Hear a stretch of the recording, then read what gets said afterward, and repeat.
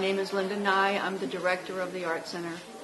We're glad to have you here at the Whiskey Painting Show and enjoy over 200 small paintings by the Whiskey Painters. We're fortunate every year to have this. It's their annual exhibit, and we welcome them. And tonight they'll be demonstrating. A lot of the artists will be here and enjoy and have a good time. If you want to come in and see the art, we'd love to have you. And if you'd like to take a class, it would be great too. So come on in and have a brush with art. The Whiskey Painters are a group of men originally that belong to an organization in Akron, Ohio called the Akron Society of Artists. Well, one of the members, by the name of Joe Ferrio, happened to have and owned a plastics firm that made items out of plastics. And Joe would travel a lot for his business, and he loved to paint, so he couldn't take the large things that you normally paint watercolors with. So he made up a little palette about the size of a large aspirin box, and I think that's what he made it out of, was a little metal tin box.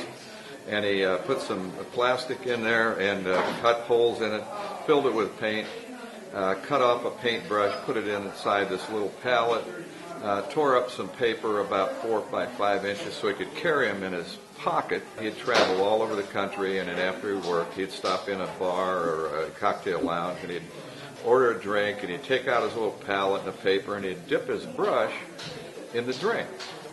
And people would come over and go, "What the heck are you doing?" You know, and he explained, "Well, I'm painting a painting." Rarely did Joe ever have to buy a drink. So anyway, coming back to Akron then, he informed the other members of the Akron Society of Artists about this.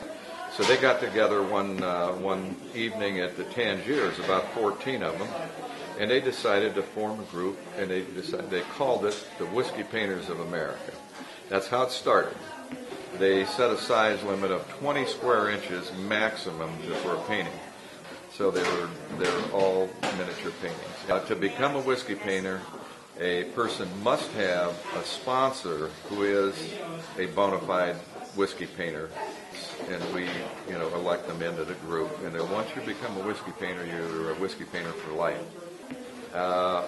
Joe then produced in his factory some pallets that he would give out to a new member. And every time when they took in a new member, he would give them one of these miniature pallets. And it was the official Whiskey Painters palette, which a lot of the members still have some. They started taking ladies in, so now we have as many women whiskey painters as we do men. It's very close to 50 years that this group is in existence.